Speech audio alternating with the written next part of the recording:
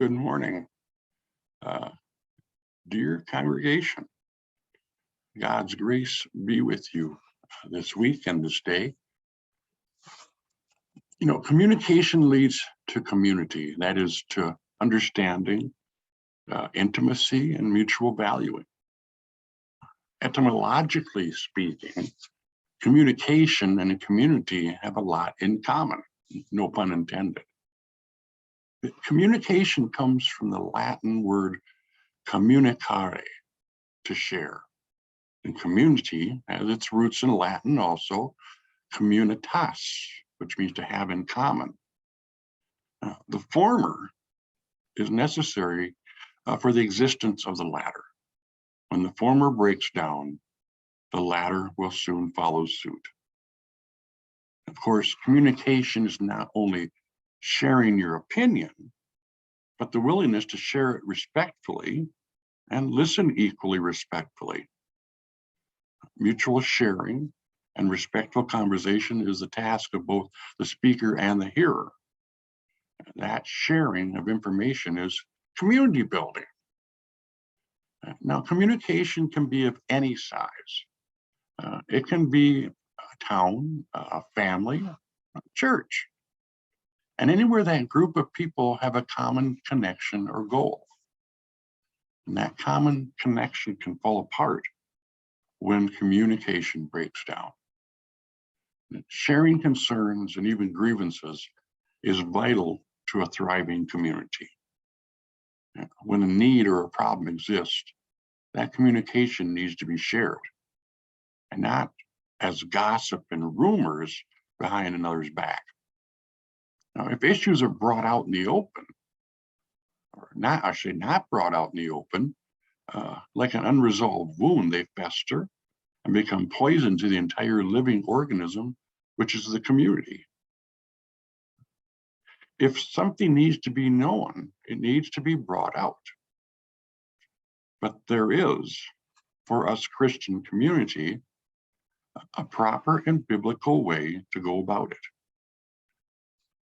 And it's found in Matthew 18, verses 15 through 17. And so for complete disclosure of this text, I will read the whole section that Jesus told to his disciples. If another member of the church sins against you, you go and point it out the fault when the two of you are alone. If the member listens to you, you regain that one. But if you are not listened to, take one or two others along with you so that every word may be confirmed by the evidence of 2 or 3 witnesses. And if the member refuses to listen to them, tell it to the church. And if the offender refuses to listen even to the church, let such a one be to you as a Gentile and a tax collector. Now, this text is referring mostly to obvious sin. But sometimes the sin isn't as obvious as we might think. It might be something within our own mind that seems wrong.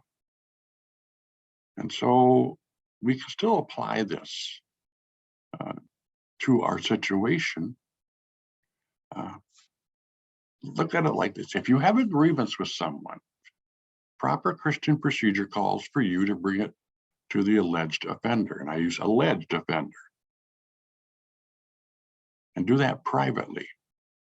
It's not something to be shared publicly, particularly at the level of verse 15.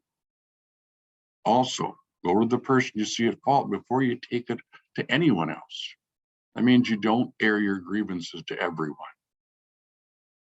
That is not respectful conversation, much less Christian action and virtue. So if you have a problem with someone, go to them first. If it is with something in the church, go to the pastor. Do not broadcast it as some kind of a way to take revenge and get back. Someone may not know that they have offended you. It's quite possible. And you know, it's much easier to deal with something openly rather than secretly. So what are your thoughts? I invite you to reply to me, not to all, but if you have some kind of an idea of how this happens or might happen. Let's keep things respectful. Let us not air our dirty laundry for everyone, but to bring it to those who might be able to resolve the situation. And that is, bring it to the person who you think has offended you. I just would like to know that people are taking it serious when we talk about bringing it privately and to regain that relationship. So God's blessings during this Advent season and in your life. Take the time to do a little play, to have fun in this season, and then to take time on Christmas Eve to be in worship, sing those carols, to hear the story, to light a candle, to be in community in the way Christ would want us to be. We will see you again. God's blessings to you.